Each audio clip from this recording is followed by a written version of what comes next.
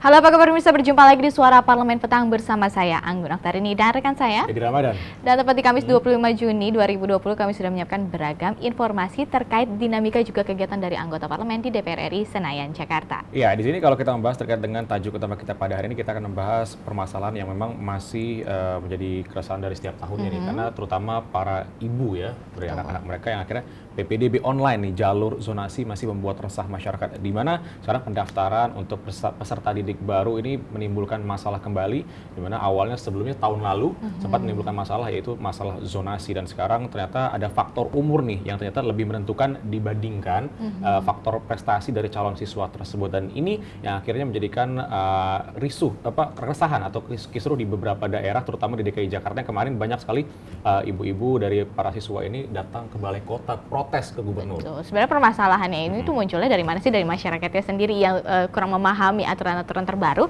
atau cara pemerintah tidak mensosialisasikannya ya. Betul. Dengan baik. Ini masih menjadi pertanyaan bersama. Nanti kita akan membahas di tajuk utama terkait dengan PPDB online, jalur zonasi masih membuat masyarakat, dan kita akan menyaksikan dulu apa saja yang menjadi headline media online yang terbit pada hari ini, pemirsa.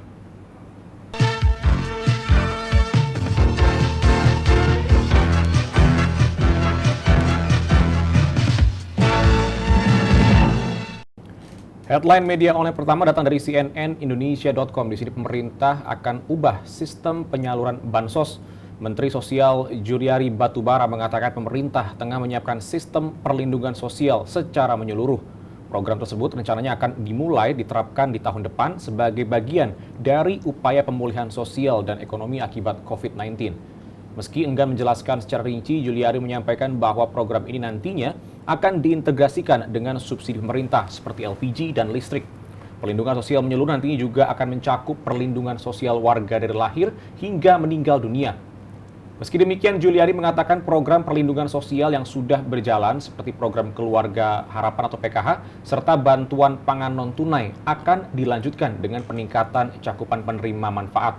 Agar tidak ada tumpang tindih program, pemerintah akan menggelar pertemuan untuk membahas penganggaran dan teknis pelaksanaan perlindungan sosial secara menyeluruh. Ini balik lagi kembali bagaimana pensubsidian atau pemerataan terkait dengan penyaluran apa yang sudah disediakan oleh pemerintah. Tapi ini kita sama-sama berharap ke depannya mungkin pemerintah akan menemukan langkah-langkah baru untuk menyelesaikan permasalahan ini. Setuju sekali. Dan kita beralih ke CNBC Indonesia, di mana napas pengusaha habis di Juni, lowongan kerja makin berat. Kalangan pengusaha sudah jauh-jauh hari mengingatkan kemampuan arus kas atau cash flow, mereka hanya bisa bertahan hingga Juni 2020. Bila tak ada perbaikan ekonomi, maka kondisi ini akan memicu soal prediksi gelombang PHK kedua yang kini sudah terjadi pada bisnis startup seperti Gojek dan lainnya. Ketua Umum Asosiasi Pengusaha Indonesia, Apindo Haryadi Sukamdani, mengatakan sesuai prediksi cash flow, pengusaha umumnya sudah habis akhir Juni 2020. Haryadi mengatakan kondisi ini diperparah dengan banyaknya pelaku usaha yang belum bisa membuka usahanya lagi karena sudah kehabisan uang dan dampaknya pada serapan tenaga kerja yang harusnya bisa diserap lagi saat fase new normal kala ekonomi sudah dibuka lagi. Di sini Haryadi juga mencontohkan bahwa di sektor hotel dan restoran ada 500.000 lebih tenaga kerja dirumahkan, tapi saat ini yang sudah bisa direkrut lagi para pekerjanya sangat terbatas. Kondisi ini tak hanya soal rekrutmen tenaga kerja saja, melainkan justru berdampak pada persoalan PHK yang akan semakin besar.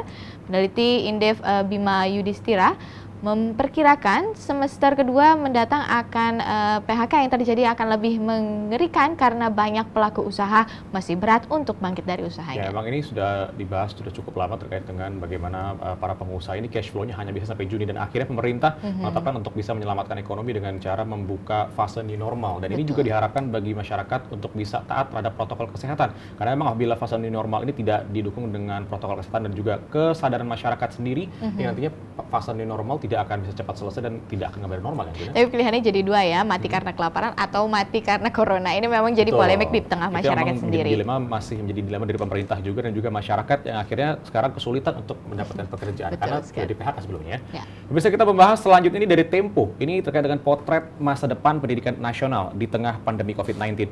Wabah COVID-19 yang sedang terjadi di seluruh dunia, termasuk di Indonesia, berdampak banyak bagi sektor kehidupan.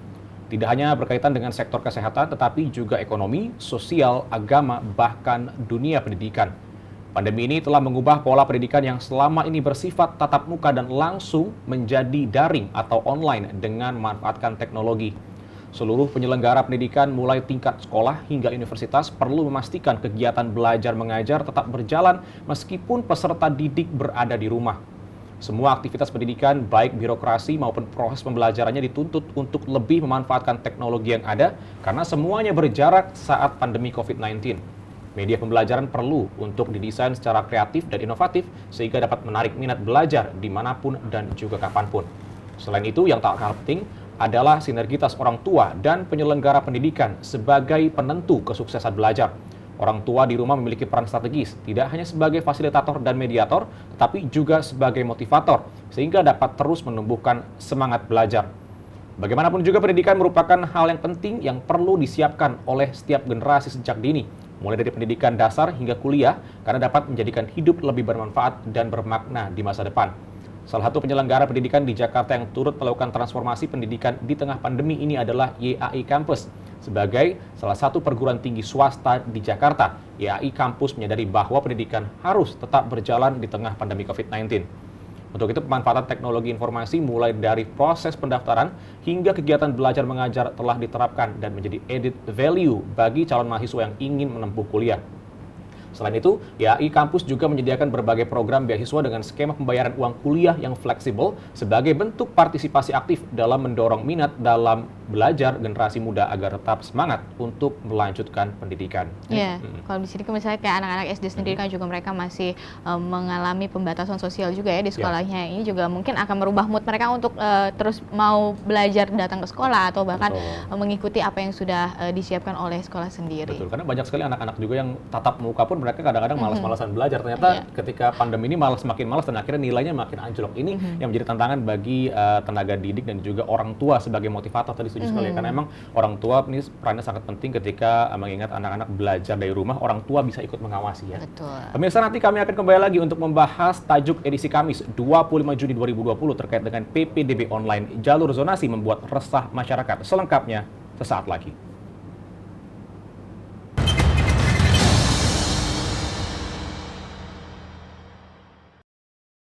Komisi 2 DPR RI dan pemerintah akan melibatkan gugus tugas penanganan COVID-19 dalam persiapan pelaksanaan Pilkada serentak 2020 agar Pilkada dapat terlaksana dengan sukses dan tetap menerapkan protokol kesehatan. Ditemui dalam rapat paripurna DPR RI, Ketua Komisi 2 DPR RI Ahmad Doli Kurnia Tanjung mengatakan, pemunduran pelaksanaan Pilkada serentak hingga 9 Desember 2020 merupakan keputusan yang panjang dan melibatkan banyak pihak. Menurut Ahmad Doli, Komisi 2 bersama pemerintah telah membuat ketentuan yang jelas agar Pilkada 2020 dapat terlaksana dengan sukses.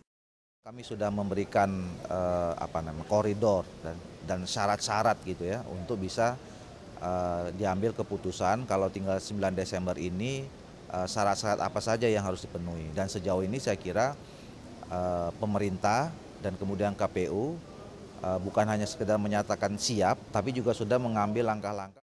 Ahmad Doli mengungkapkan Komisi 2 DPR RI juga telah beberapa kali meninjau ulang keputusan pemunduran tersebut, terutama dari segi keamanan dan kesehatan untuk mencegah penularan COVID-19 saat pelaksanaan Pilkada pada 9 Desember 2020 mendatang. Kami waktu itu mereview lagi, meminta penjelasan keterangan terakhir dari pemerintah, dalam hal ini Menteri Dalam Negeri, situasi pengendalian COVID-19-nya seperti apa. Kemudian dari KPU juga kami meminta terus untuk melakukan simulasi atau exercise. Alda dan Ade, TVR Parlemen melaporkan.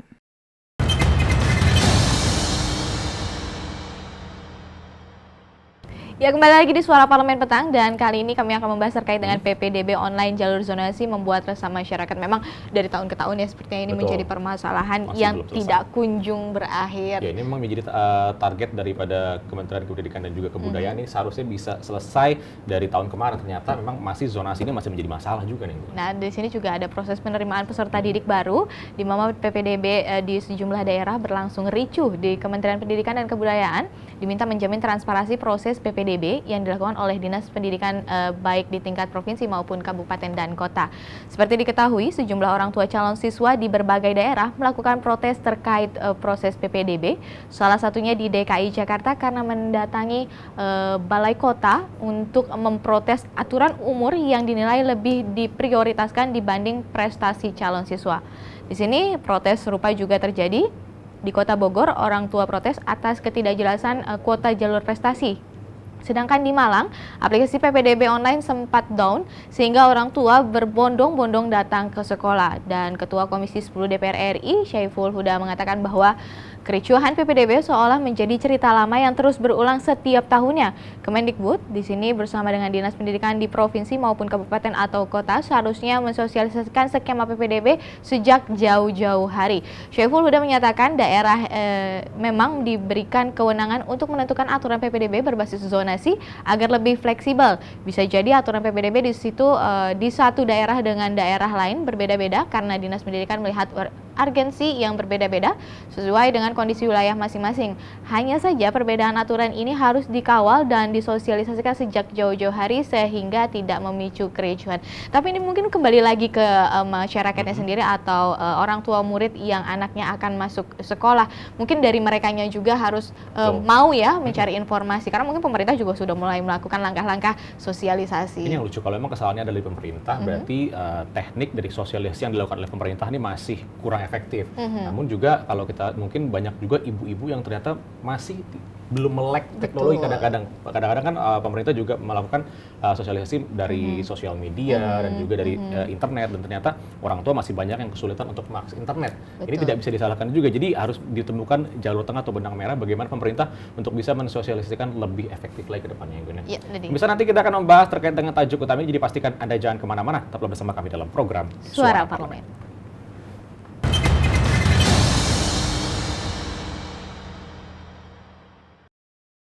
Wakil Ketua DPR RI Aziz Samsudin mengapresiasi langkah Presiden Joko Widodo dalam menangani COVID-19 dan pemberlakuan new normal.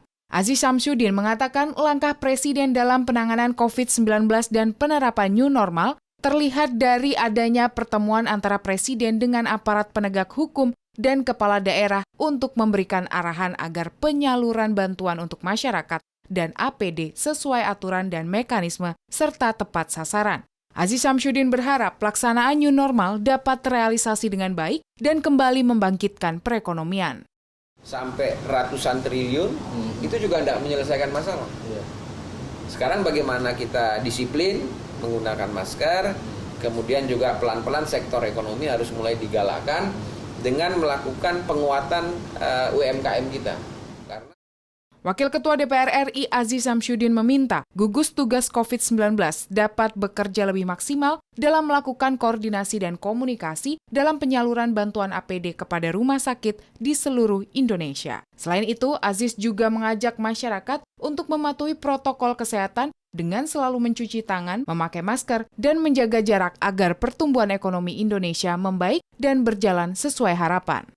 Juga dalam sisi kesehatan, bagaimana pengadaan APD, baju asmat, dan lain sebagainya. Ini pengadaannya bisa terkontrol sesuai mekanisme dalam proses, baik dalam hal pengadaan, kemudian distribusi, dan lain sebagainya. Begitu juga dalam hal sisi bansos. Rohim, TVR Parlemen melaporkan.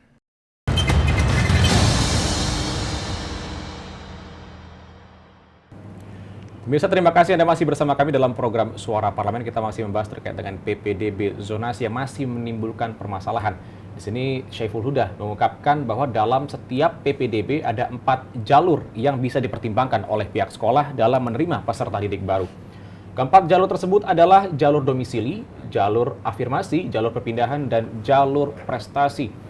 Kemendikbud sebenarnya telah memberikan patokan proporsi bagi setiap jalur tersebut, yakni jalur domisili diberikan proporsi 50%, jalur afirmasi 15%, dan jalur perpindahan 5%, dan jalur prestasi 0 hingga 30%.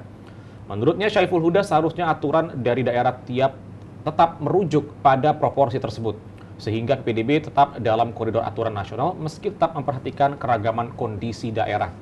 Huda berharap setiap dinas pendidikan maupun sekolah memberikan ruang klarifikasi seluas-luasnya bagi calon orang tua siswa yang belum memahami aturan PPDB.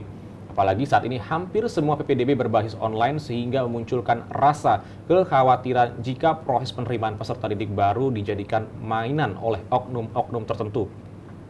Syaiful Huda mengatakan karena pandemi COVID-19 semua PPDB online dilakukan secara daring. Kondisi ini bisa jadi memicu kecurigaan para orang tua siswa ketika mereka tidak diberikan pemahaman mengenai aturan main penerimaan peserta didik baru secara komprehensif. Syaiful Huda mendesak agar Mendikbud Nadiem Makarim turun langsung memantau proses PPDB ini. Menurutnya berbagai protes di DKI Jakarta, Malang maupun Bogor bisa jadi hanya puncak gunung es terkait polemik PPDB 2020. Diharapkan temuan fakta di lapangan akan memberikan sudut pandang berbeda dalam proses evaluasi PPDB tahun ini. Huda menambahkan PPDB seperti penyakit kronis yang selalu kambuh di setiap awal tahun ajaran baru. Anggota Komisi 10 DPR RI Yoyo Sukawi mengapresiasi respon Pemprov Jawa Tengah terkait pelaksanaan penerimaan peserta didik baru. Di hari pertama pelaksanaan PPDB pada Rabu 17 Juni kemarin, banyak komplain terkait server yang error dan sulit diakses. Namun Pemprov Jawa Tengah melalui Dinas Pendidikan dan Kebudayaan bergerak cepat dengan meminta penambahan kuota pendaftaran ke Kementerian Dalam Negeri. Awalnya di hari pertama PPDB online hanya disediakan 300.000 kuota untuk pendaftar. Namun kuota tersebut sudah habis di pukul 10.30 waktu Indonesia bagian Barat yang menyebabkan server error dan sulit diakses. Tak hanya itu, Disdikbud juga menyediakan link alternatif jika link utama tidak bisa dibuka. Gubernur Jawa Tengah Ganjar Pranowo juga mengambil langkah cepat dengan melakukan sidak di Disdikbud untuk memastikan PPDB bisa berjalan lancar dan tidak menyusahkan calon siswa SMA negeri di provinsinya. Ganjar Pranowo juga menginstruksikan kepada Disdikbud untuk membuat ruang pengaduan yang sesuai dengan protokol kesehatan. Pengaduan yang cepat direspons memang harus dilaksanakan semua pemerintah daerah yang menggelar PPDB. Masih kata Yoyo, panitia PPDB yang harus memberi pelayanan yang tidak membingungkan calon murid di sekolah negeri. Sebelumnya, masalah server error dan sulit diakses juga sempat terjadi di Provinsi Jawa Barat di awal-awal PPDB pekan lalu. Namun, setelah mendapat laporan, Pemprov Jabar juga bergerak cepat untuk memperbaiki supaya web PPDB bisa dibuka dengan lancar. Ini kenapa dari pemerintah pusat tidak melakukan aturan yang saklek yang mungkin bisa diberlakukan untuk di skala nasional ya? Betul. Karena kita tahu sebenarnya penerimaan ini kan juga dilakukan di beberapa daerah secara serempak dan bersamaan. Betul. Dan mungkin juga ini baru nanti setelah itu zonasi itu mengikuti dari pemerintah daerah. Tapi itu beberapa hal yang bisa dipertimbangkan. Tapi memang kalau kita di sini sosialisasi kembali lagi bahwa sosialisasi ini merupakan hal yang sangat penting yang harus dilakukan sejak jauh-jauh hari. Mungkin dari waktu yang kurang atau mungkin dari bagaimana cara pemerintah mensosialisasikan ini kurang efektif sehingga banyak calon orang tua siswa ini yang tidak aware sebelumnya terkait dengan bagaimana sistem zonasi dari PPDB ini ya. Betul. Dan semoga di tahun depan permasalahan ini bisa cepat selesai, dapat diselesaikan oleh Kementerian Pendidikan dan Kebudayaan beserta pemerintah daerah lainnya dan kita dapat setidaknya memperbaiki tingkat pendidikan di Indonesia. Ya, betul sekali tadi. Dan pemirsa, kita sudah bahas apa saja yang menjadi headline media online pada hari ini. Maka saya Anggun Oktarini dan rekan saya Jadi Rama dan atas nama kerabat kerja yang bertugas mengucapkan terima kasih atas perhatian Anda dan sampai jumpa.